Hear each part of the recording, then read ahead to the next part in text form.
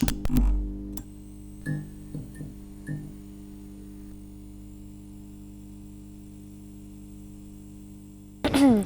my name is Donnie and I'm part of the Teen Arts Council. Hi, my name is Akilah and I'm also part of the Teen Art Council, and we are here with Hew Locke, sculptor, artist. I don't know what else to say. Hopefully I'll say some stuff with the questions. So how did you first get into art, and what advice do you have for teens who want to pursue a career in the arts? I got into art because both my parents were artists. I spent a lot of my time trying not to be an artist because I was worried about being broke. And I spent so much time trying not to be an artist that it turns out that that's what was laid out for me. I couldn't avoid it, basically. Advice for people who are young and trying to get into art: do it because you love it. Do what makes you feel good.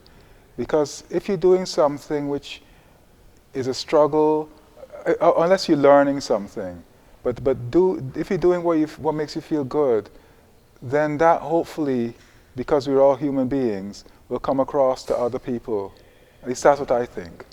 So, your artwork often incorporates historical and cultural references. What inspires you to explore these themes, and how do you begin to research them? Do I publicize Wikipedia? Well, everything. Wikipedia is the go-to thing when I'm doing something. I start off there sometimes. But what encouraged me to work with history and stuff is looking at how I grew up, the country I grew up in, and starting to think a bit more about how did this country form. And Guyana was formed by sugar, by gold exploitation, and what goes with that as well, of course, is the slave trade, and following that, Indian indentured servants from India. And once you know that, then you start to...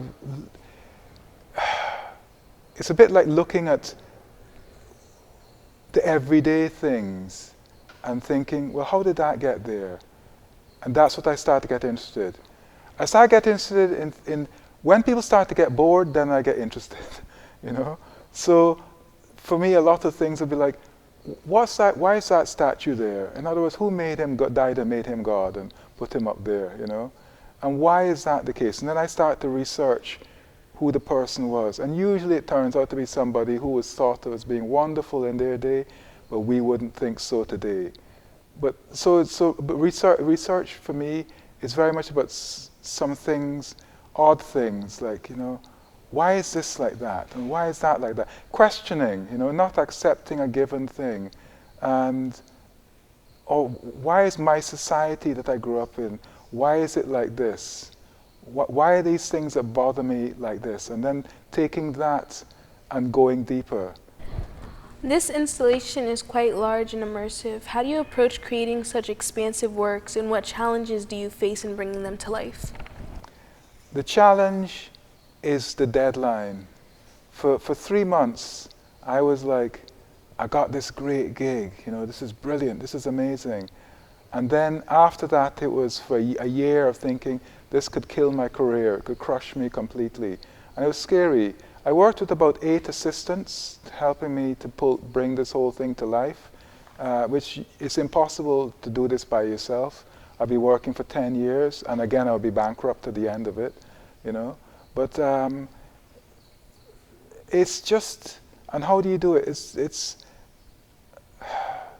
to be honest, it was going well, I thought, but I would come home every night and I'd be talking to my wife and say, you know what, I'm really worried, I'm scared, this is not happening. And eventually she said, okay, fine, I'll come in and help you out. So she came in on board with the project and ran it like, it had to be run like a factory. Friday afternoon, these 4 yellow figures, they got to be out of this room. So there were I had a big space, and one space was working and making stuff, and the other space was stuff packed up for shipping out. And it had to be run professionally like that. It had to be run with an unsentimental eye. Of course, me being me, I would say, no, we'll unpack that one. I remember that there's a problem with his hair. The hair is not right. Oh, wait, no, you need some jewelry, you know what I mean? And I'm always, I can always find a reason to add something on. Because I didn't want to let go of these things. I genuinely loved them, even though some of them were irritating. So your use of found objects and materials is really unique. Can you tell us about your process for selecting these items and incorporating them into your art? Right. Say, for example, I may use some beads. I select them on color.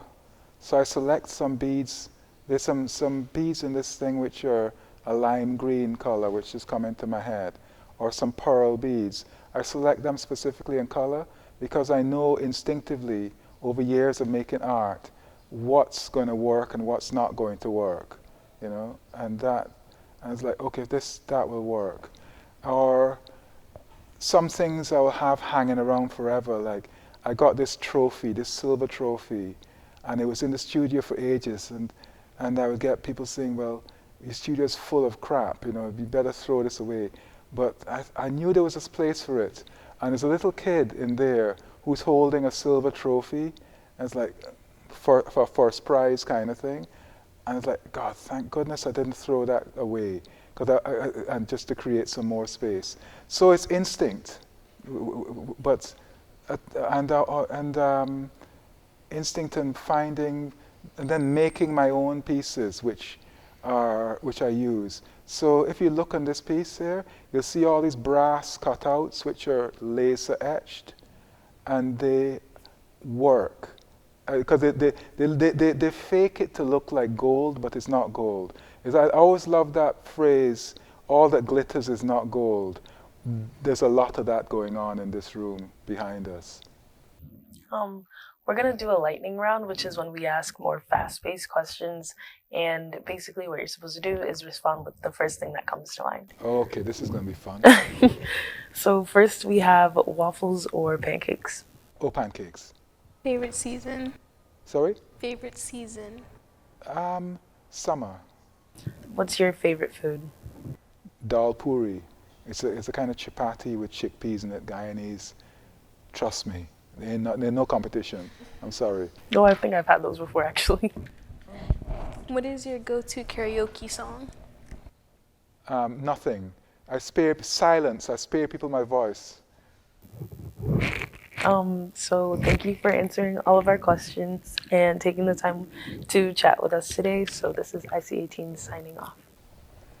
Thank you.